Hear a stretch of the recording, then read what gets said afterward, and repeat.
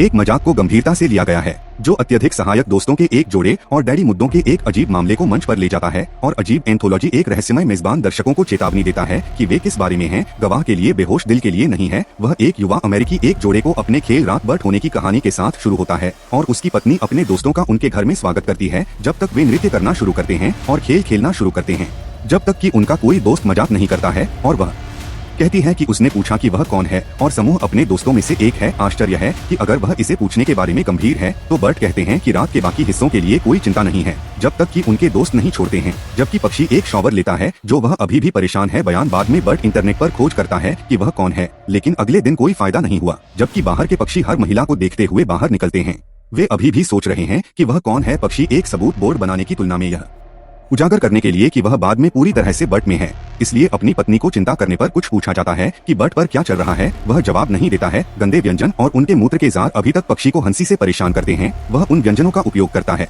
जिनके बारे में उसकी पत्नी पुष्टि करती है कि उसने क्या कहा कि यह पागल पक्षियों की जिज्ञासा को पकड़ता है जो वह खड़ा है और उसकी अजीब दुविधा के बारे में पता लगाने की कोशिश कर रहा है कि वह कौन है। वह उस पर आरोप लगाना शुरू कर देता है जो उसकी पत्नी की देखभाल करता है। अपनी पत्नी को रोता है। वह माफी मांगता है क्योंकि वह नहीं जानता कि वह क्या है। इसका मतलब है कि वह अपने पति को वापस लेने के लिए भीख मांगती है, इसलिए वह माफी भी मांगती है और स्वीकार करती है कि वह अजीब अभिनय कर रही है। फिर वह घोषणा करती है कि वह व्यंजन बनाएगी, लेकिन उसकी पत्नी अभी भी असहज महसूस करती है। वह एक हाथ का उपयोग कर सकता है, इसलिए वह उसे पकड़ लेता है और बलों या कचरे के निपटान में हाथ डालता है। अचानक दरवाजे की घंटी बजती है जिससे उन्हें पता चलता है कि यह खेल रात फिर से है, इसलिए उनके दोस्त अपनी पत्नी के साथ रात का आनंद लें। लेकिन पक्षी सिर्फ कमरे से बाहर निकलता है।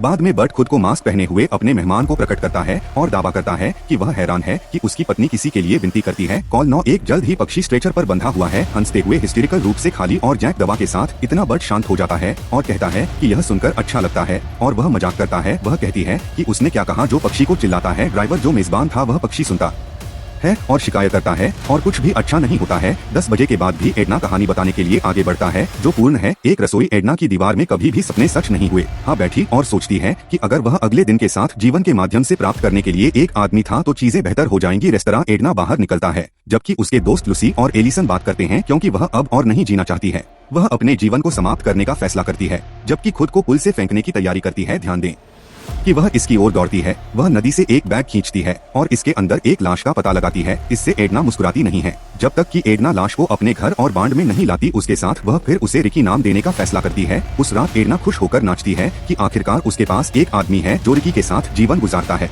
वह उसका आदर्श आदमी है क्योंकि वह एक है। अच्छे श्रोता, एक कंधे को एक मजबूत मुख प्रकार पर दुबला करने के लिए और प्रोम तिथि अदनान ने कभी भी रिकी के विपरीत नहीं जोड़ा है, जिसके पिता एडना अगले दिन रेस्तरां दुश्मन को जीवित महसूस करते हैं। उनके दोस्त और उसकी लूसी के साथ रिकी लाते हैं और एलिसन हालांकि असहज महसूस करते हैं क्योंकि एडना उसके साथ बातचीत करती है। एलिसन रिकी के साथ बातचीत करने की कोशिश करती है लेकिन एडना का दावा है कि वह शर्मीली है जिसके पास पर्याप्त लूसी थी। यह पता चलता है कि रिक मृत कष्टप्रद है। वह निष्क्रिय रूप से लूसी से कहती है कि उसे एक बार के लिए खुश रहने दें, लेकिन लूसी का बचाव है कि वह खुश होगी यदि वह एक असली आदमी एडना बैग लाती है रोकने के लिए। और एलिसन देखता है कि रिक गिर गया था जो उसे और लूसी को घृणा करता है क्योंकि यह लूसी सलाह देती है कि वह अपने मानसिक स्वास्थ्य के बारे में रिकी और चिंताओं के साथ अपने रिश्ते को जारी न रखे। एडना गुस्सा हो जाता है तो वह और रिकी छुट्टी सोने के लिए तैयार होने के दौरान उसने रिकी से पूछा कि क्या वह समुद्र तट पर जाना चाहता है। वह जानता है कि वह पानी में रहना पसंद नहीं करता है, इसलिए वह अपने फैसले का इंतजार करती है। अगले दिन और 9 रिकी समुद्र तट पर नहीं जाते हैं।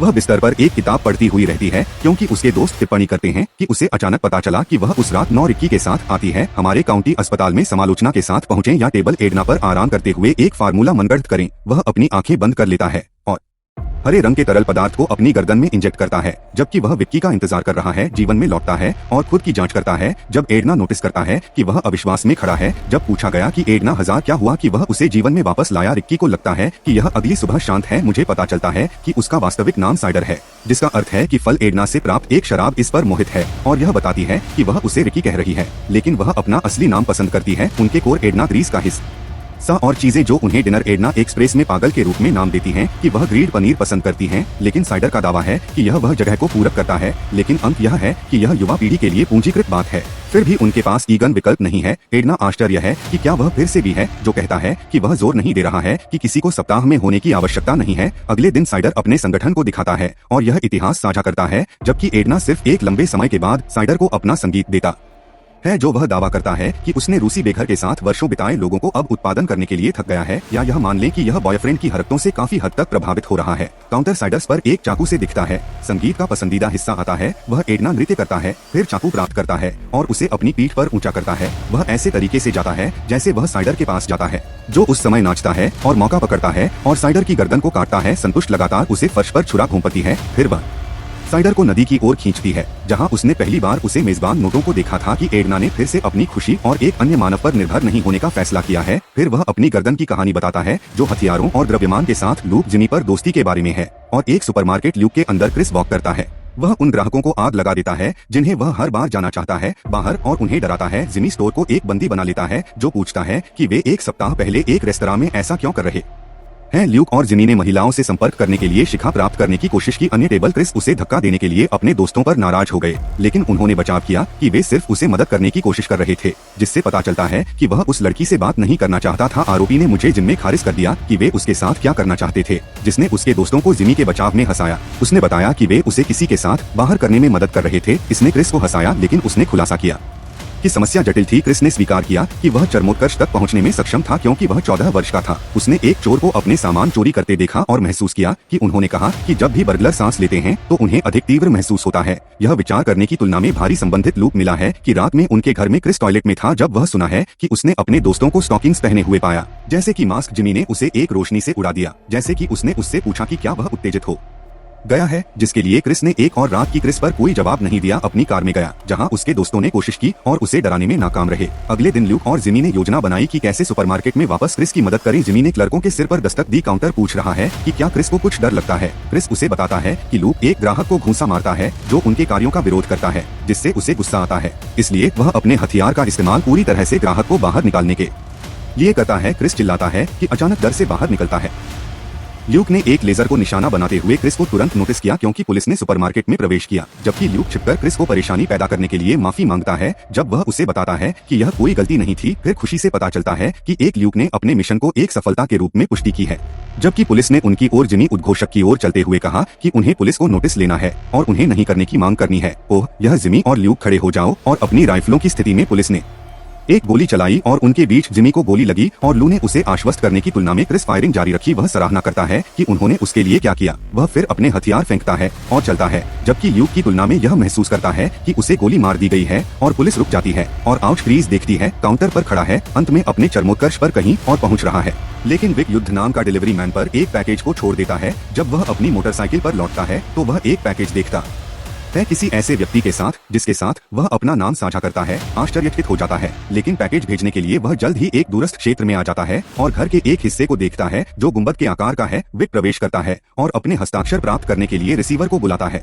हालांकि उसके लिए देखने के लिए विक सहन करता है जो उस आदमी के कार्य केंद्र में प्रवेश करता है, जहां वह एक बूढ़े आदमी से मिलता है और आसान समय टाइमर 100 मिनट से नीचे गिना जाता है। उसे देखकर बूढ़ा आदमी कहता है कि वह और सिर हिलाता है। फिर वह बड़ा बताता है कि वह सोच रहा होगा कि वह उसके लिए पैकेज का पता क्यों लगा रहा है। विक चीजें एक संयोग हो सकती हैं और पूछती हैं कि वह अपने नाम को कैसे जानता है। आदमी उसे बताता है कि अंतरिक्ष समय की निरंतरता को परेशान न करने के लिए उन्हें दोनों की आवश्यकता है। उनके डीएनए ने संयुक्त रूप से पूछा कि वह बूढ़े आदमी के बारे में क्या बात कर रहा है, तो उसे बताता है कि एक क्षुद्रग्रह पृथ्वी पर गिर जाएगा। उल्टी गिनती खत्म हो गई थी, जो आदमी को पागल के रूप में देखता है। आदमी को पता चलता है कि वह भविष्य से विक है और वह विक ही उसका रास्ता है। वह कहता है कि क्षुद्रग्रह को रोकने के लिए उन्हें अपने डीएनए को भ्रमित करना चाहिए। विक ने पूछा कि यह उसके बालों को बाहर निकाल देगा, लेकिन बूढ़े आदमी का कहना है कि वह जो करेगा वह जटिल थका हुआ विजेता है। उसने उसे पैकेज पर हस्ताक्षर करने के लिए कहा, लेकिन बूढ़ा आदमी मना कर देता है, इसलिए हम बाहर निकलने का फैसला करते हैं। शुरू करने में असमर्थ है। उसकी मोटरसाइकिल और उसके फोन को कॉल करने के लिए पर्याप्त संकेत नहीं मिल रहा है, इसलिए वह उस आदमी के घर वापस चला जाता है। बूढ़ा उसे बताता है कि यह भाग्य है, लेकिन सोचता है कि उसे बंदी बनाया जा रहा है। यहाँ तक कि बूढ़े आदमी के जोखिम पर एक निशान को नोटिस करता है जो उसके एहसास के समान है कि आदमी क्या सुझाव दे रहा है। विक स्पष्ट करता है कि वह उसके साथ मिलने से इनकार करता है। बूढ़ा आदमी जोर देता है क्योंकि यह है केवल एक ही रास्ता है कि बाहर निकलने के लिए पर्याप्त। विक अंधेरे में हिचकी का फैसला किया था, लेकिन बस कमरे में समाप्त होता है और 10 अगले दरवाजे बूढ़े आदमी के पास जाता है और कोशिश करता है आराम करने के लिए। लेकिन यह उसे बताता है कि बूढ़े आदमी को बंद करने का उल्लेख है कि उनके जन्मदिन आ रहे हैं और साझा करते हैं कि उसके पास अच्छा सामान है, लेकिन विक मना कर देता है। बूढ़े आदमी बना रहा है विचारोत्तेजक टिप्पणी, जिसके लिए वह दृढ़ता से घोषणा करता है, फिर उसे आश्वस्त करने के लिए अंदर जाने का सुझाव देता है कि वह घर के अंदर कुछ भी नहीं करेगा। बूढ़े आदमी को चकमा देता है, लेकिन कोई फायदा नहीं हुआ क्योंकि वह जोर देता है घर पर एक सुंदर प्रेमिका है। जब बूढ़ा आदमी वह है कि उसकी प्रेमिका उसे धोखा दे रही है, विक छोड़ने का फैसला करता है, लेकिन बूढ़ा उसे पैकेज खोलने के लिए कहता है। पहले विक लेता है पैकेज और यह एक सुपर खुश बच्चे के अपने बचपन की ड्राइंग को खोजने के लिए खुलता है, जो उसे आश्चर्यचकित करता है कि वह घर की ओर दौड़ता है। वीर महसूस करता है कि वह बूढ़े आदमी के पास जाता है और उल्टी गिनती से ठीक पहले अंतरंग होता है, बाद में समाप्त होता है। वह बाहर फेंकता है और अपनी मोटरसाइकिल शुरू करता है। इससे पहले कि वह छोड़ देता है, वह वाहन से घर के सामने एक कैब को रोकता है। एक पिज्जा डिलीवरी आदमी सवाल से पहले बाहर निकलता है। क्या हो रहा था विक? बस बूढ़ा आदमी अपने कंप्यूटर से विक सोशल मीडिया बंद कर देता है और अपनी कलाई पर नकली निशान हटा देता है।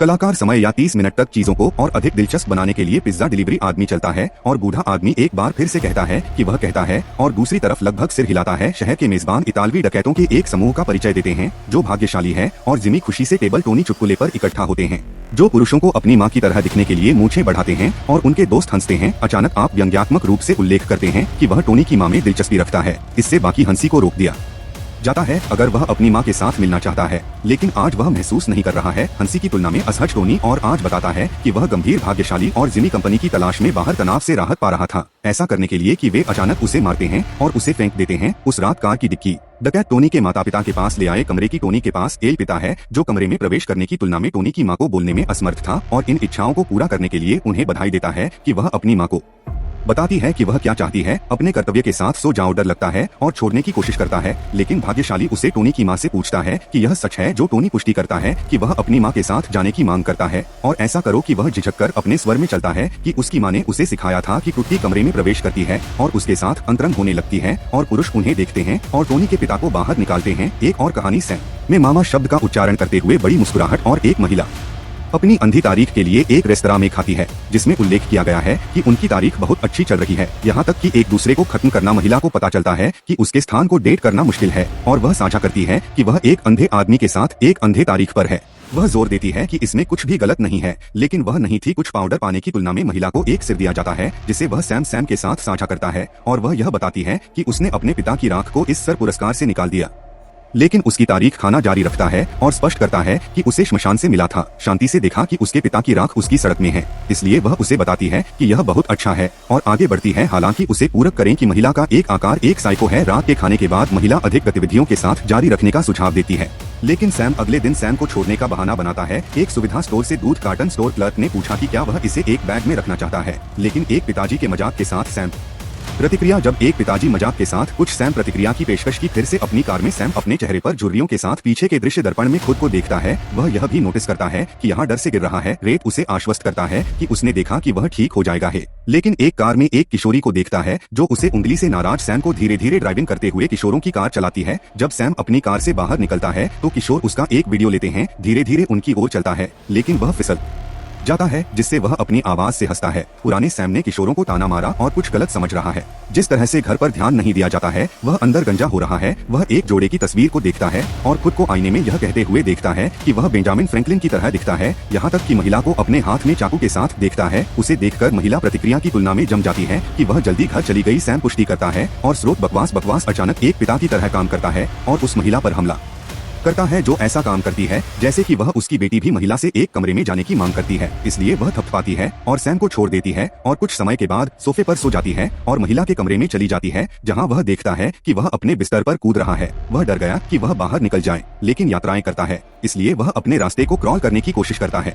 जबकि महिला उसका पीछा करती है। वह भाले का सिर काटती है, लेकिन खोलने के लिए संघर्ष करती है। स्टेप पोस्ट पर एक महिला के साथ सामने का दरवाजा वह चलाता है और दूसरे दरवाजे से भाग जाता है, जहां वह तहखाने में गिरता है। नीचे वह एक दरवाजा नोटिस करता है और इसे अंदर या अधिक पुरुषों सहित खोलता है। एक अंधा आदमी जो उसे डैडी पुरुषों के रूप में अभिवादन करता है, फिर सैम पर एक एप्रन डालता है और वह वास्तव में उनके साथ बारबेक्यू शुरू करता है। इस बीच महिला रसोई में एक पेय पीती है, जबकि पूरी हंसता है, लेकिन सामने का दरवाजा यह कहते हुए कि मजा था।